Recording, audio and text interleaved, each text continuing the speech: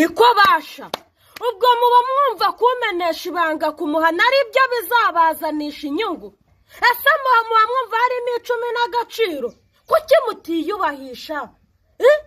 uraburi amafaranga yo kunywa inzoga ukajya mu bagabo ngo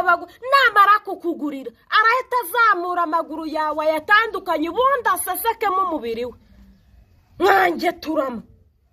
mwagiye ukigo muhuza business training center nukuri cyadutekerejeho basha